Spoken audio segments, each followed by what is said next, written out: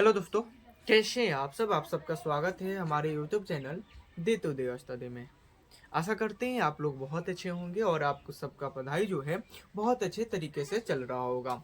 तो चलिए आज के लिए आप लोगों के लिए लेकर आए हैं क्लास 10th का मैथ प्रश्नावली 1.1 का प्रश्न जो है वह 3 नंबर है।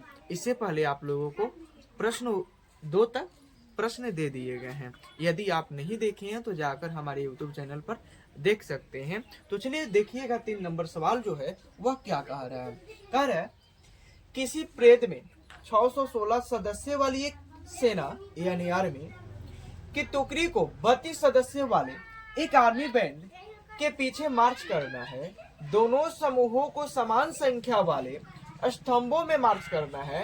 उन स्तंभों की अधिकतम संख्या क्या होगी जिसमें वे मार्च करेंगे। यानी कह रहे हैं कि जिसमें सदस्यों की संख्या 32 है और कुल सदस्य जो हैं वह 616 हैं। तो आप बताइए कि एक स्तंभ में कितने होंगे।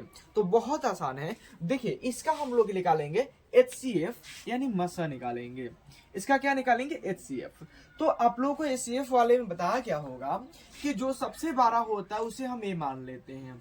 जो सबसे बड़ा होता है उसे हम A मान लेते हैं यानी भाज्य मान लेते हैं। ये जो है 616 होगा और जो छोटा होता है उसे हम B मान लेते हैं यानी भाजक मान लेते हैं। तो हम चलेंगे यूक्लिड विभाजन से। यूक्लिड विभाजन से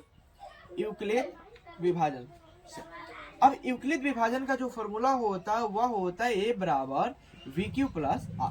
जहां भी ये है वहां पे हम A का मान रखेंगे। A का मान आप देखिएगा तो 616 होगा बराबर V का मान देखिएगा तो आप 32 होगा। अब हमें Q का और R का मान निकालना होगा तो इसके लिए हम करते हैं रफ।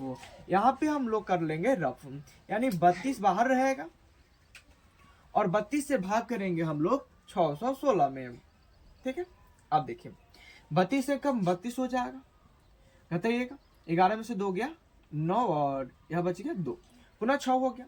अब देखिए यहाँ पे हम लोग गुना कर लेंगे। क्या करें, गुना करेंगे। गुना कीजिए। यहाँ पे 9 रख लीजिए। ठीक है, तो 9 दूना 18 के हाथ में 1 28 27 1 28 कितना आ गया 200 यानी 9 रखिए। यहाँ पे 9 रखिएगा तो 9 दूना 18 के हाथ में हो जाएगा 1 हो जाएगा और उसके बाद गुना कीजिएगा 9 3 27 या 1 28 हो जाएगा। अब घटा लीजिए 16 में से 8 किया 8 बच जाएगा और यह बचा 0 और यह कितना बचा कट गया। यानी आपके पास कितना बचा शेष में बचा 8 बचा। ठीक है, अब यहाँ पे जो आता है उसी को हम भागफल कहते हैं। नहीं क्यों बोलते हैं तो क्यू की जगह पे हम लिखेंगे 19 और प्लस जो बचता है उसे हम शेषफल बोलते हैं यानी R बोलते हैं। R का मान जो आ गया आपके पास 8 आ गया इसलिए R नॉट इक्वल टू 0 यानी R का मान 0 नहीं आया।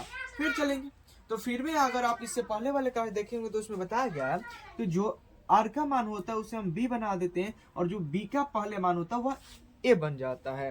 अब बताइए 8 का 12 कितना बार पड़िएगा कि 32 होगा तो 4 बार 8 चौका 32 32 में से 32 गया 0 हो गया। यानी अब जो होगा 32 A का मान हो जाएगा और R का मान B बन जाता है।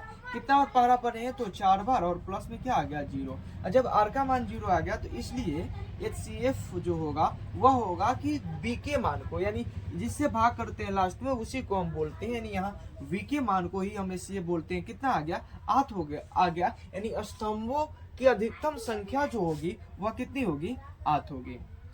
स्तंभों की अधिकतम संख्या जो होगी वह 8 होगी। यदि आप इसका स्क्रीनशॉट लेना चाहते थे स्क्रीनशॉट ले सकते हैं। आशा करते हैं यह वीडियो आप लोगों को बहुत अच्छा लगा होगा। वीडियो अच्छा लगा हो तो वीडियो को लाइक कीजिएगा, शेयर कीजिएगा, अपने दोस्तों के पास भी भेजिएगा और आप हमारे चैनल पर पहली बार आए होंगे तो चैनल को सब्सक्राइब और बेल आइकन को प्रेस करना नहीं भूलिएगा।